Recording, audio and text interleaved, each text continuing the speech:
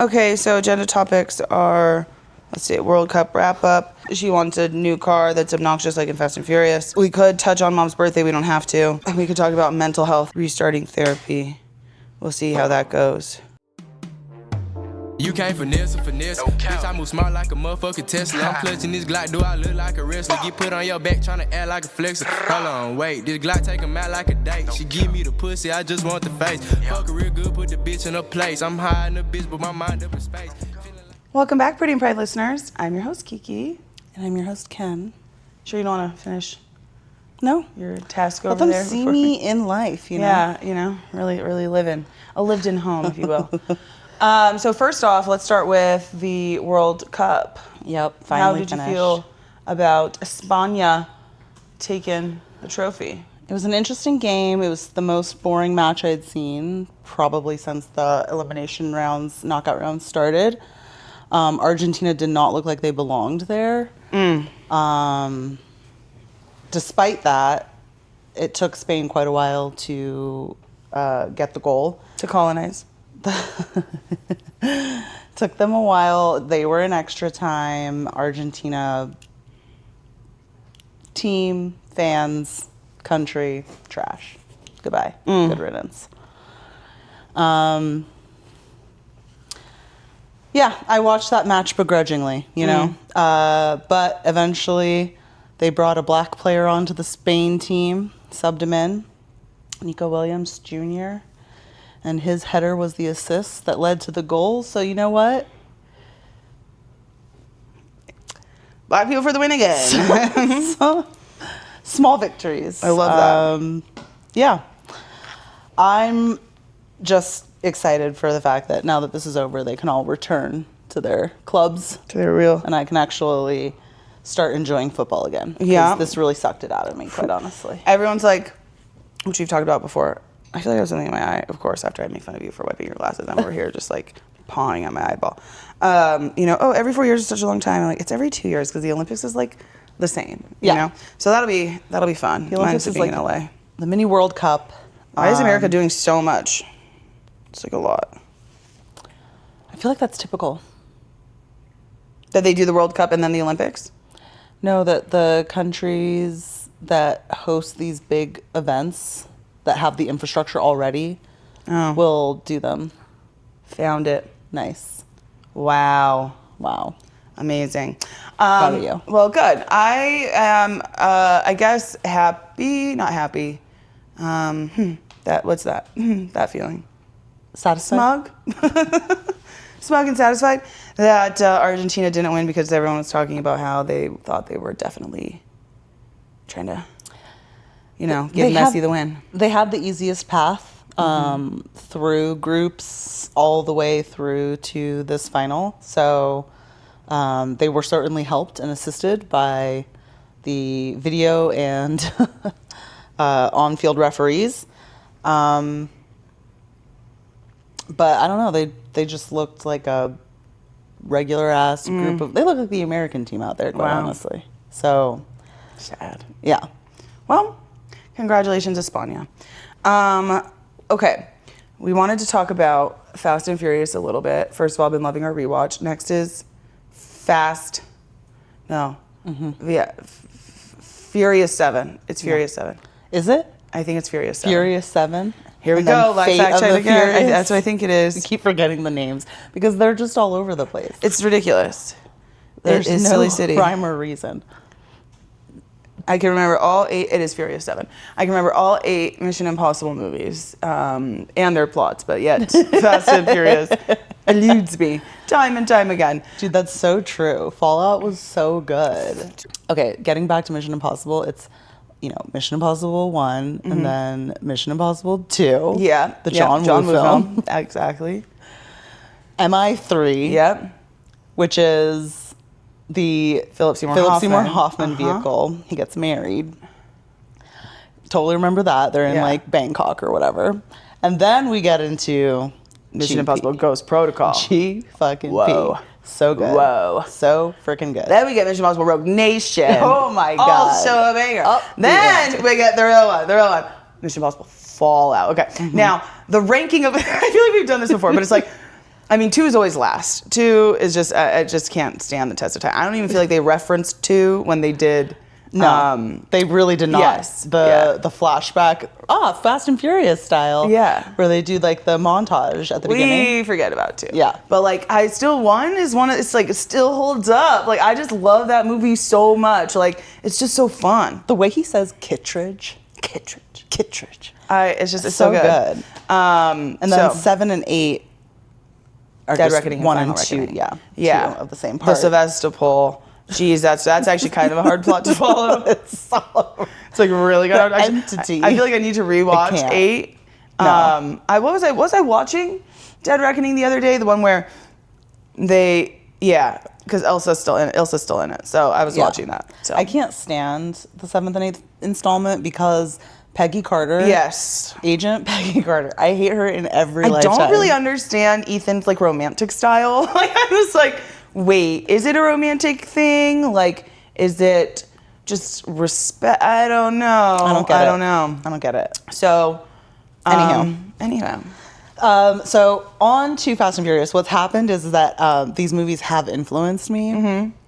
I've been finding myself, even though I am nowhere near purchasing my next vehicle, I'm listening to the sounds of engines to determine which obnoxious engine I want. I want like a real beast of an engine, like not American made, not American muscle. I'm not about that life. I'm all about German engineering. But I've been finding myself looking for my next car in like 4 years or more. I've been slipping on my Vans. Yeah, no, I'm just kidding. But yeah, I do find myself, well, no, I'm not a risk taker, but doing a little like, not zooming, just thinking of zooming, not actually doing it. So I guess we'll do that maybe next week. We'll do Furious 7. Yeah. I'm sure they'll just keep getting longer and longer, but like we said, very excited to see Statham.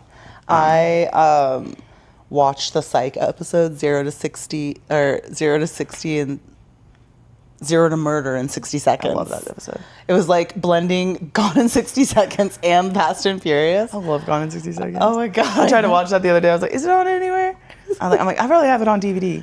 But it's just, really fun. So good. Fun times. Yeah. Miranda. I really want to rewatch Psych. It's so good. It's so good.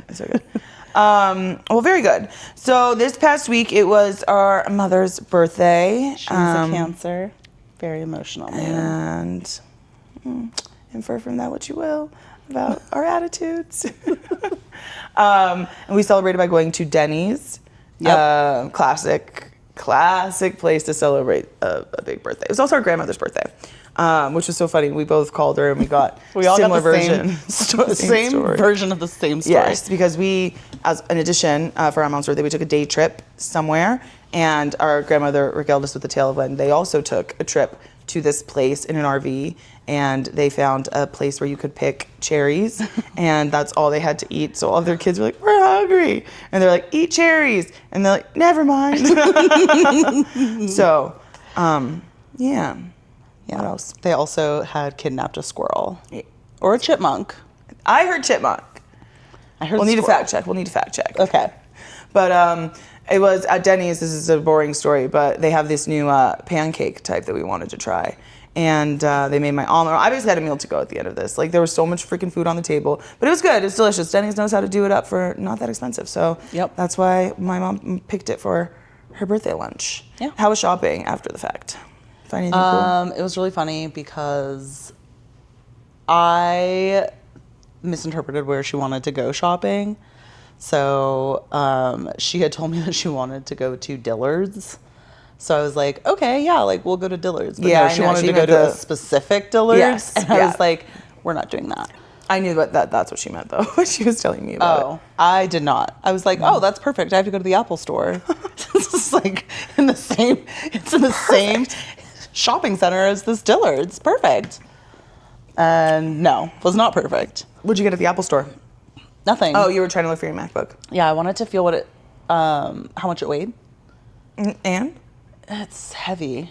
Are you looking at the Pro? Yeah. I don't like the Pro. See. So much wasted space. No. What is it? The bigger one. that doesn't have the 10 key, but it's just so huge and has just all this space around it. Is that the Pro? Yeah, Oh, I mean, don't like that one. well, the Pro has a 16-inch and a 14-inch. Yeah. Veronica Mars had an 18-inch Pro. That's insane. I think. I don't know. She Where had do the you big even one. pack that? In her cool slouchy school Messenger bag. Clearly. Yeah. Well, no, I want a 14-inch, so it's not going to be that large real estate, but it's still pretty heavy considering it is a new age computer. But apparently most of it's battery. Oh. That's making up the weight. So my issue is that I bought a computer a year and a half ago. It is a Lenovo. So I thought, of course, Lenovo's are good computers, but it's been overheating and moving slower. And there's also an issue with my Wi-Fi adapter or something. So here I am with this 1.5-year-old computer that should be working fine. It has plenty of RAM memory. It has plenty of like CPU and GPU, but it's like not. And I think it's partly because it wasn't built to evolve with AI, is what I think. You use so much AI that it doesn't work with it, or like? No, I just think that it's like overloading the CPU to use AI that's like expanded its learning models. Okay. I don't know. Oh, interesting. I mean, that's probably not what it actually... I mean, it could be anything. I don't know. At this point, it's like... One time I bought a new Dell, and I swear randomly it just never connected to the internet again. And I did not have this Dell for that long. And I, at the time, worked for a software company, so I took it in to one of the engineers, and no one could figure it out. That became a fucking paperweight. I said, just keep it then. Like, I don't even know what to do with this fucking computer. Like, it don't connect to Wi-Fi. I ain't got that much to do, but I feel like it's all on the internet. So, yeah. Well, and for what I want is like, I want something that can double as both like my works, like a work laptop for me, but also like a Pretty and Pride laptop. I want to be able to like do editing and socials and whatnot. So there's like a double benefit, I think, to getting something that's a little bit sleeker, like a MacBook Pro. The funny thing is that my last MacBook Pro, this old faithful back here, you guys can't see it, but I bought that motherfucker in 2018. It's a 2017 model. So that computer has been like, still turns on, still works. The only issue is that it's so old that Mac won't let me update the operating system anymore. It's like, you're done. that's a scam. What the hell? I mean, it's 9 years. God forbid someone knows how to take care of their stuff, so you just stop supporting it? But it has Stupid. 8 gigabytes of RAM, which is like nothing, people. Like nothing. It's like browsing the internet.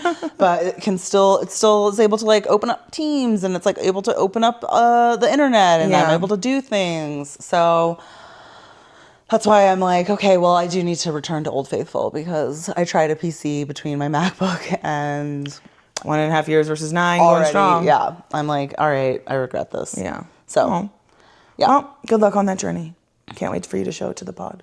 Well, and I guess memories, data centers are eating, I don't know. I don't follow the news that closely because it's all depressing, but like apparently data centers have been resulting in like the price of memory for computers and like CPUs and all these other computer parts, like the cost to go up. So there's also like this, I don't know, sunk like fallacy that I'm trying to consider of like, okay, do I buy it now in case it like goes up in price, or like they're probably not going to get cheaper. They're probably just going to get more expensive. So like, how much time do I have before I have to make this decision? Everything in life is just hell. It's annoying. I just like, you're looking at the price of groceries. They've gone up 46%. It's just like, everything's gotten smaller portion. It's just like, everything is a conspiracy. Everything is rooted in racism and the patriarchy. Everything is that deep. Yes. And I'm just like, speak on it. Yeah. It's just too much. It's a little overwhelming. It's very overwhelming. So, it's a cool segue. Speaking of depression. This kind of circles back to what we had been talking on the pod last year, or kind of at this time. We had gone to Bonnaroo, as you all should know. Very disappointing trip. We had gone to Tennessee. We'd gone to Tennessee and attended a day of Bonnaroo. Got rained on, mud all slinged all over us. Had to learn how to, or figure out how to dump an RV, or find a place that'll dump an RV. Had to, make a Comfort Inn and Suites Shangri-La. Like, what a time.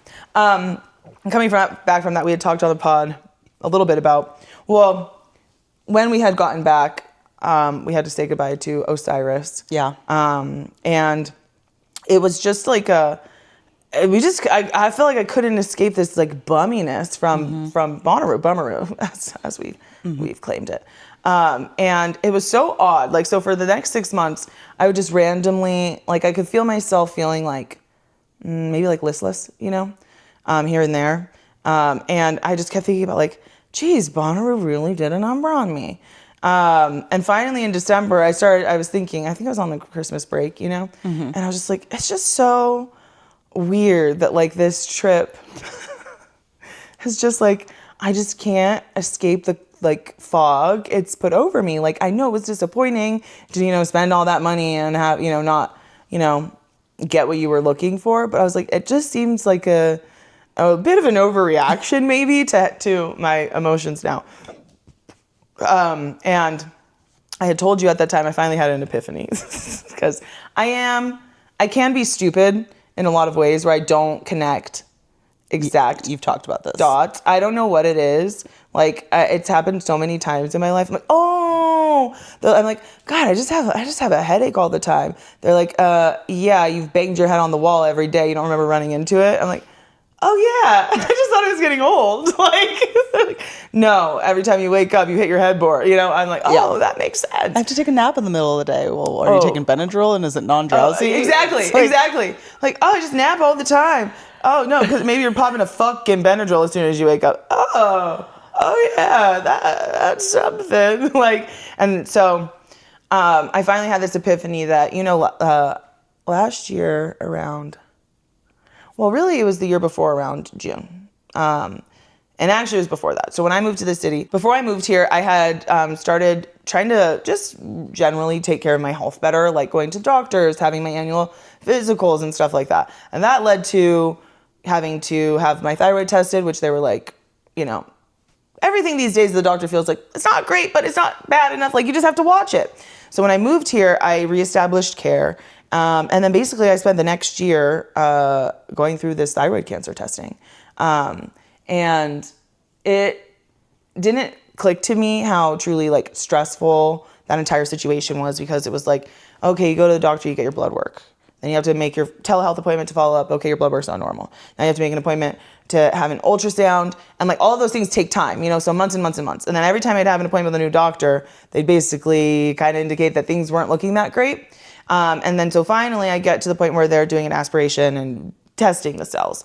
That was the worst doctor's appointments I've ever been to in my life. I told you that. They were running like 3 hours behind schedule. They're like the only place in town that can do it. Before I even went to that appointment, they're like, we're going to charge you thousands of dollars up front in case your insurance doesn't pay. I'm like, I had to do all this work to try to get it, like so many things.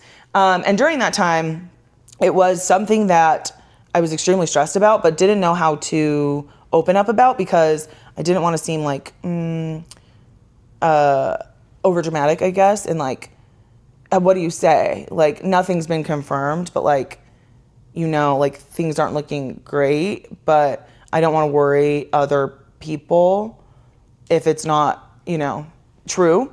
And so it wasn't until maybe like the ultrasound appointment, they were like, yeah, you got to go get the aspiration, that I finally at least said something that was like, hey, I'm kind of going through this testing, just like want to let you all know.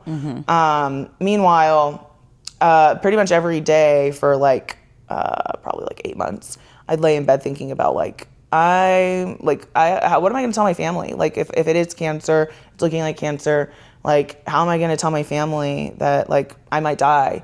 And like, just like the level of stress that caused, clearly is more of a reason to be a little low and feel depressed than your vacation didn't quite work out the way you wanted. And so I finally had that epiphany. And by the way, it was not cancer yet, as the doctors say. Also in hellish news, supposed to get retested every year. I'm like, I don't know if I can go through that. That was a horrible experience. Every doctor's terrible. It's extremely expensive and time consuming.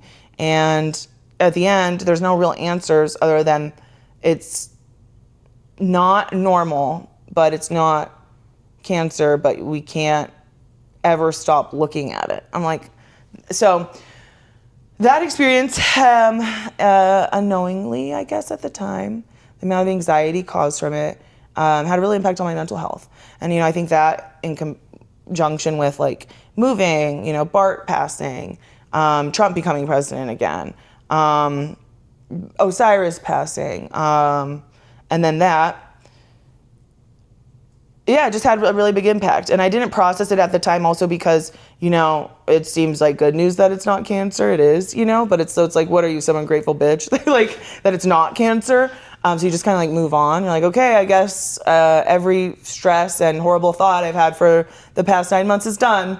Like, no, like it doesn't just go away. And so in January, that's when I feel like I really started to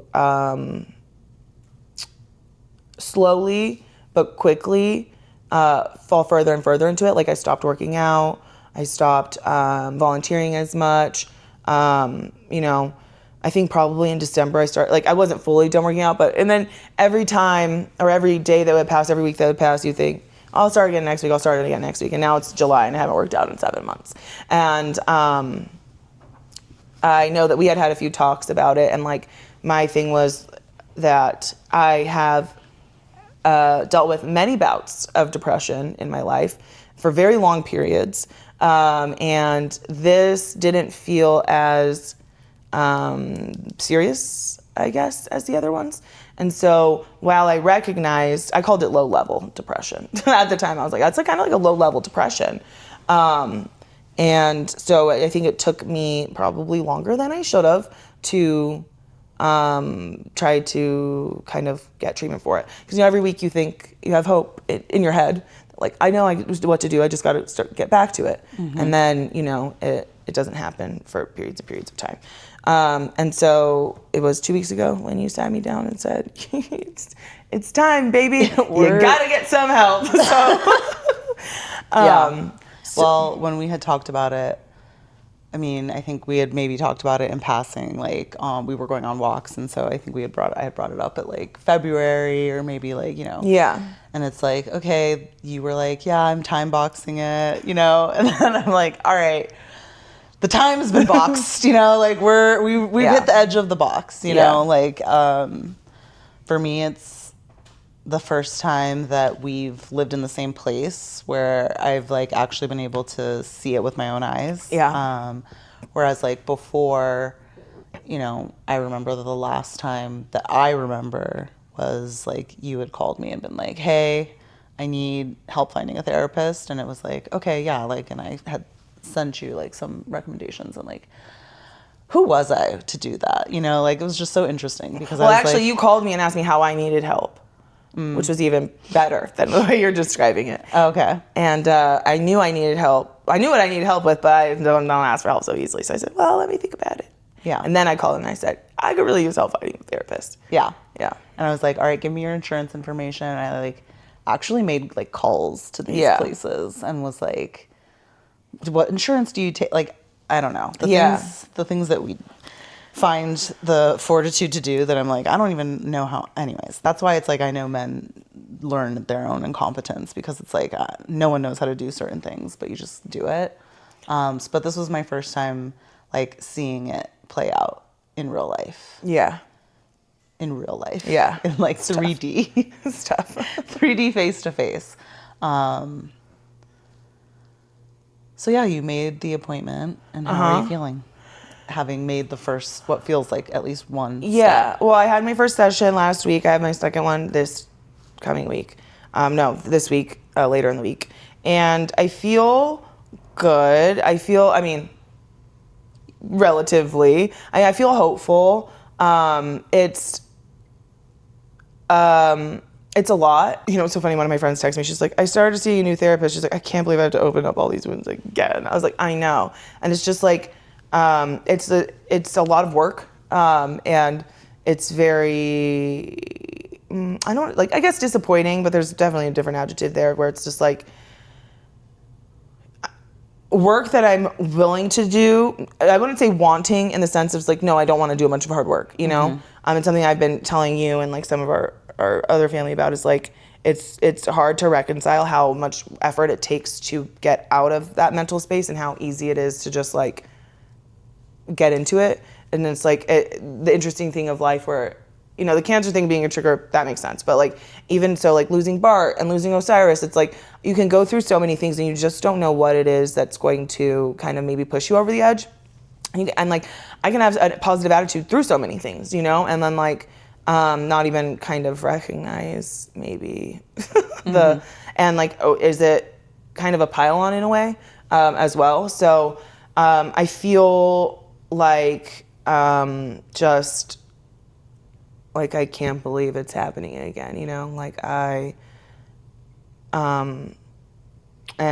know, like it's just gonna be a lot of work, and is what it is, you know, and yeah. So I think, well, one, I think like I'm glad you're talking about it. I'm glad you're opening up, and like it's been really interesting to like hear your perspective, and like I don't know how else to convey that, like not only are you not alone in like this journey, but I also don't think that you're alone in like the work that you have to do. It's like I have never been diagnosed with depression or anxiety. That's, you know, avoidance or whatever, but I have to practice like cognitive behavioral therapy elements in my own life to like be okay. Yeah. A lot of times. And like I can coast on a lot of like the work that I did 2 years ago or a year ago, and like kind of be in this like hum of like discontentedness and not realize that like if I were doing something about it, I could pull myself out of that. Yeah. Or like I could slowly work my way out of that. But like I get really comfortable not doing anything, and like the result is like my subsequent malcontentedness. Yeah, I mean, it's hard because why would I choose to do more work? You know, like if I could barely do other things, you know, and like I think it you know, it's effort to find a therapist, like talk about and like, you know, open up wounds and like be open to different therapies, and like you could find a therapist and they're not the right one. You could need help, and you know, in college I told you that like they didn't have any appointments for 3 weeks. Oh, great. Okay. And you know, all of that is in the background, and it's like, well, why don't I not do that? Like and it's expensive. And instead just try to pull myself up on my bootstraps, which that's stupid. It's never worked for me before. So I don't know why I thought that. But it's also like kind of the maintenance that you said it's just, I guess maybe in 2 ways it's easy to get comfortable. Like I've said that like it's the feelings of extreme depression and anxiety are very familiar to me, and so it's like kind of what you know, and so like it's harder for me maybe to also identify when I'm feeling that way, because I felt that way for like most of my life, I guess, and I only have very shorter periods where I have felt different, but those seem like a one-off more than the other ways. And so as you fall into like what you said, that humdrum of like discontentedness, you know, it's maybe harder to like fully conceptualize and recognize that that's happening. And then, you know, the longer that you stay in that, or at least for me, the easier it is to fall to different levels of that. And then by that time, it's even harder to get help, because, you know, at the beginning you're like, well, it's not that bad. You know, let me see if I can do something about it. And then, well, now it's really bad, and I definitely don't want to do something about it. And so it's like, okay, that's great. And yeah, I think it's difficult, and I think it's also difficult, like, you know, at this time, I mean, it's difficult every time, but like definitely difficult looking back and like thinking like, you know, just how great it's been for the past 5 years. And just knowing like the road ahead, and just being like, oh my God. And then like seeing the effects of like people around you, and like, you know, the effort it takes to mask sometimes. It's a lot, you know? Yeah. And then on top of it, it's like, well, you know, I don't want to say on top of it, but there's always also the present feeling of like, I do have a lot to live for. I have a great family. I have great friends. I have a great job. Like, and I know this is like my therapist in college told me, she's like, just because people have it worse doesn't mean you're not allowed to be like, feel sad about something. But then it just kind of makes your feelings maybe harder for other people to understand when you're talking to them about it, you know, and kind of, not that they make you feel that way, but also kind of makes you feel like you're kind of an ungrateful bitch. Like, okay, you know, and so, yeah, there's a lot of... Well, that's one of the things that, like, I really try to divorce myself from thinking. Like, I don't want to... Because I'll get caught up in a game of comparison. Either, like, I'm a piece of shit or I'm better than everyone. Like, there's, like, no in-between. And I really just need to, like, live in this, like, middle-of-the-road place. Like... My problems do not have to live inside of the ecosystem of, like, the world's problems. Yeah. Like, I can still have problems, and I need to, like, validate what I'm going through and not try to compare it to, like, well, someone has it so much worse. It's like, I don't know. And this is something that's really important, I think, even, like, with the relationship with our parents and, like, our brothers, for example. It's like, I can't just assume that because they got, like, the present father that I didn't get, that, like, they should never have issues with dad. Right. You know, it's like, that's just ridiculous because, like, their issues could be completely different and, you know, like, it could feel different. I think the thing that, like, I was thinking about when you were talking was, like, one, like, the problem that I've always run into when trying to, like, investigate or, like, I have to do a lot of maintenance for myself to, like, be okay. All that to say that I oftentimes want everything for nothing. Like, I actually, first of all, I want you to tell me, I want you to pinpoint the exact problem, right? But, like, that's never how it works. Instead, I have to do this, like, thorough investigation, and I have to, like, I can't just be presented with the answer. Right. Like, and I wish that were the case. I gotta open 20,000 wounds to get to the answer of, like, that's why I'm avoiding her. Well, and it's like, honestly, like, I in my mind think that, like, oh, if I could find the root cause, then everything else will be okay. But, like, that's not been my reality yet. Like, no. It's actually, the root has, like, leaked into everything. And so, like, part of my cleaning up means, like, I have to kind of go and, like, I have to go tend to the soil everywhere. I can't just go focus on, like, this one tree. And then the other thing that I was thinking of is that, like, I can take myself pretty far on the idea that, like, at least for me, I have to be in a lot of pain to want to make a change. Yeah. I'll tell myself that, like, I'm managing just fine. Like, I'll tell myself, like, okay, yeah, I'm pissed off every time I get in my car and I go out on the road, or, like, all of this, like, dis-ease is kind of, like, existing within me. And, like, I'll be like, it's okay. Like, I'll just do X, Y, and Z and it'll be fine. And then, like, I don't do the things that I know will actually start tending to that. And what ends up happening is, like, I just have to, like, hit the wall of enough pain where I'm like, okay, fine, I'll finally try the solution that I know works rather than all of the 75 times I've tried to implement my own solution that I know is not gonna fucking work. You have a hard road ahead of you, but like, you're not alone. And you know, I don't even think that you're alone in the sense of, like, our whole family is probably, like, riddled with mental illness of varying degrees. There's so Does many, that comfort you at all? No, it's like, I have so many problems. It's so funny because I've also, like, I for myself don't usually think about, like, well, I don't deserve to be unhappy because I have things so great. I feel like most people know me so well that, like, it's kind of like, I don't want to say like an echo chamber, but it's like they understand my perspective. So when I tell people things, that doesn't surprise them in a way. Mm-hmm. Like, even, like, in smaller ways. Like, you know, I'm talking to one of my best friends since kindergarten yesterday, and, you know, she's like, well, you've still keeping up with your podcast. You're still doing X, Y, and Z. I'm like, yeah, that's true. Mm-hmm. On the other side of things, I've stopped talking to all of my friends. I've started being unable to like work on my commitments. Like, oh, I'll call you tomorrow, and I don't, because it's just like, so it's like, yeah, I can keep up enough of appearances in some ways, but in other ways, I know things are falling off the cliff.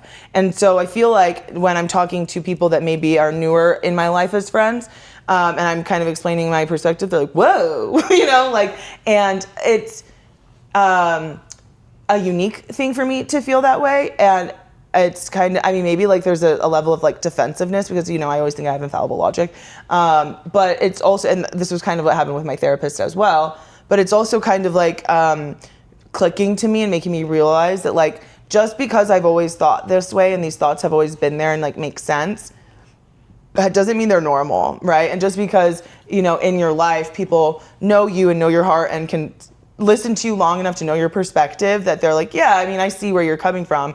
Talking to someone that's like, yeah, I actually don't think that's normal, can be helpful. Yeah. And so in that same vein, it, you know, where it's like, not that they're saying I don't deserve to, you know, like to feel that way. Yeah. But it's almost like, you know, from their perspective, it's like, you know, I always think about Anthony Bourdain. God, it seemed like he's living the dream life. And he was sad, you know, he was depressed. He didn't want to be here. So, but, you know, yeah. Yeah. So the journey just can't continues. We'll see in terms of like if I enjoy the therapy that I'm doing. You know, it's only session 1. It takes a couple of sessions. Need to come up with a treatment plan. And it is exhausting opening up. Yeah. And like,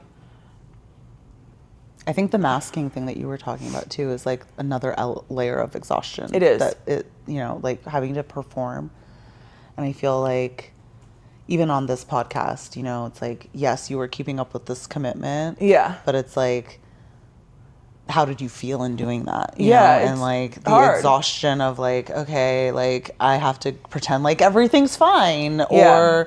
or, you know, like that I'm managing and I'm not, and I don't want to do this. Yeah, you know? well, I mean, and on the other end, it's like doing things that like, those, it's kind of like what you said. It's like going to your friend's actual graduation. It's like, it is more effort, but like, is sitting at home in my bed really going to help me anymore? No, probably not. You know, I'm probably going to be just as exhausted, right? And like, the masking is exhausting. Also, like the heightened level of anxiety all the time is exhausting. Like, I'm already a type of person that's like, before I've gotten out of bed, I have a whole plan for the day. And like, I'm not just talking like, I'm going to go to the gym and then I'm going to do this. It's like, I'm going to wash my face, then go to then, you know, I'm going to make my coffee, then I'm going to go to the gym, and then I'm going to start on the Stairmaster. And now it's like, I'm going to wake up, I'm going to toss the covers off my bed, I'm going to put my feet on the ground, I'm going to go into the bathroom, I'm going to brush my teeth, I'm going to wash my face, I'm going to use that washcloth, I'm going to put, like it's so much more, like all the time, like chatter. And that's really tiring too. And like trying to verbalize it when you're coming off as like crazy, and also reaffirming people, like when we're going to our day trip, I'm like, I need the itinerary. And it, like, you know, I need to know the exact close enough amount of time that I'm gonna have to spend with you. And that sounds like I'm saying I don't wanna spend time with you. But really it's like how, if at 1 o'clock, I feel like I am very exhausted from mass, you know, I wanna be in bed, but I know we're gonna end at 3. Okay, I got 2 more hours, I can do this. If it's at 1 o'clock and I'm like, I have no idea if it's 7 hours or 7 minutes, like it just makes it harder in my head to, you know, survive in that situation. Did not provide you the itinerary. You did not provide me the itinerary. And I tried to go with the flow, you know? And like, you know, we're sitting there and it's just like, it's more difficult. And then like, that's, you know, again, more exhausting because it's like every second I'm anxious about like, you know, what's gonna be next? Like when, you know, when are we going home? It's a 2-hour trip home. Like, I'm doing all this math in my head. Like, what are we gonna do that? And how many times are we gonna stop? So that's actually now 2.5 hours. I wanted to provide you the itinerary. And you failed. Did not get but it to you. Again, that's like also in its own way healthy in that like I'm lucky that I have friends and family that will want to help in those situations. But the world doesn't accommodate you, you know? like, you know, I can't do that in a lot of situations. And so it's like, okay, fine. But like where I have the ability to maybe give myself a little bit of a break and, you know, I'll try to take that when I can. Yeah. You know? I mean, you were essentially kidnapped because... And you have no idea when you're coming home. I mean, I'm so tired. there's no other way for you to No, get what are we home. doing after lunch? Oh my God, it's hot outside. Like, It's shit. so much hotter than I thought it was going to be. It's so hot. So I was like, that's good. Yeah. Cheers to the girls' weekend. Well, like I said, thanks for opening up. I think we tried touching on this. I mean, things have been looking so bleak in the world. Yeah. But it's like we didn't have like you've always said this too. Like sometimes you just don't have the vocabulary to articulate what's going on, or even be in the mental space to like explain. I haven't even processed it myself sometimes, you know. Yeah. So yeah. Speaking of other downers, we were going to get into family rankings. Okay. But right now our family is going through a bit of a transition period, unrelated and related.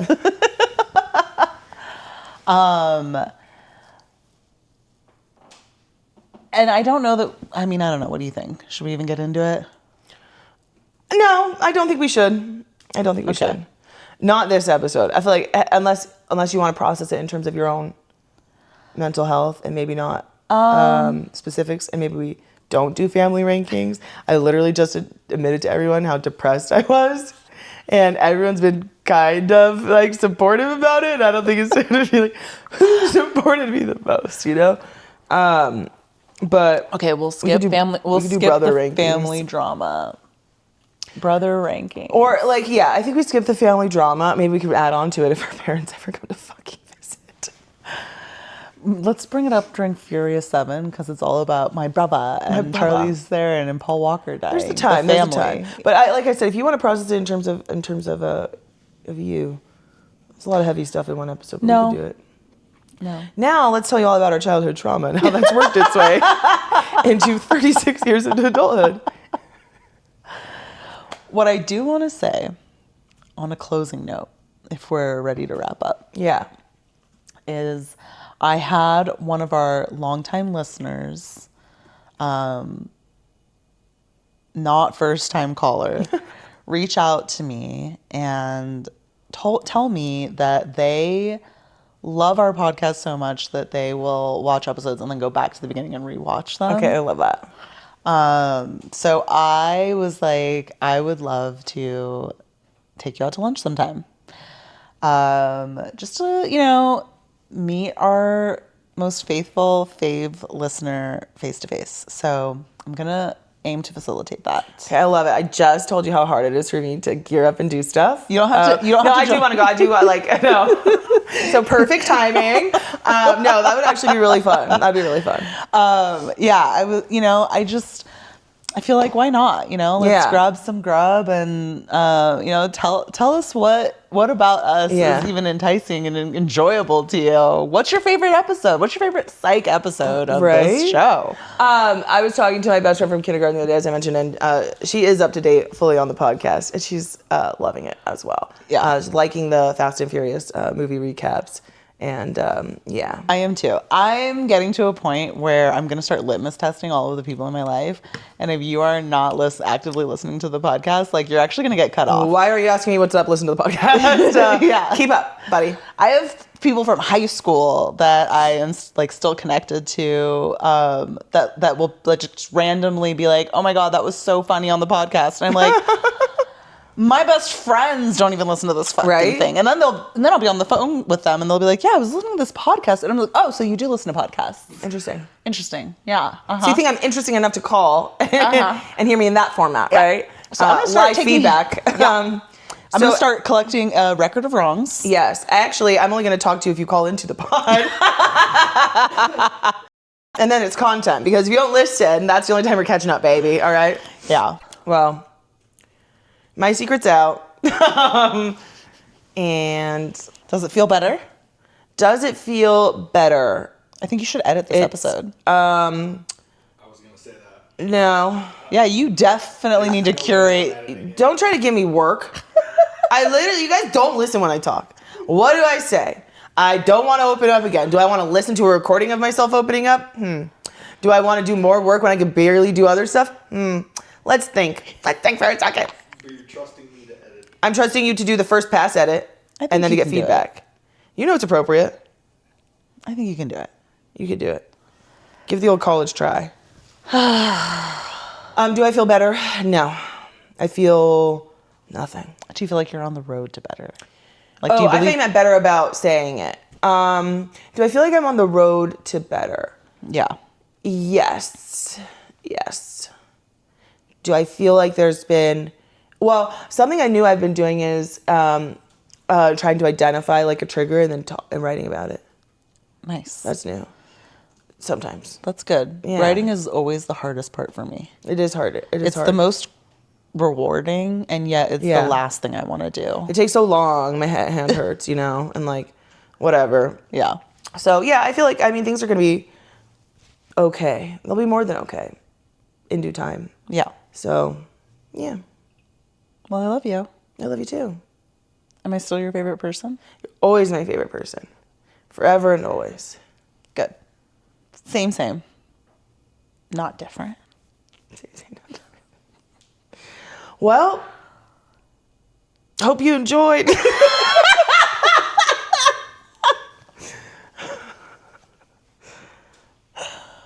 You know what? In all honesty, it is important that we talk about these things. And if you or anyone you know is struggling in any way, like there are tons of resources out there to help.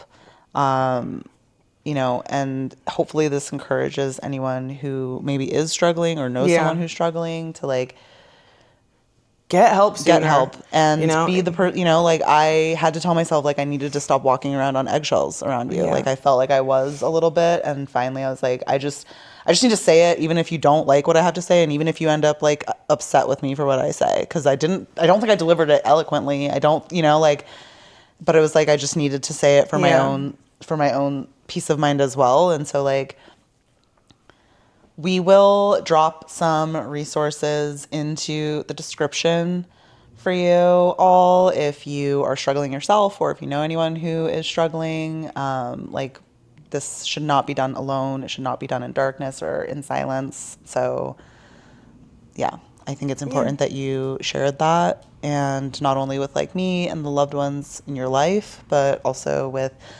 any of our listeners and followers, so that it's not something that has to be or remain taboo and silenced. For sure.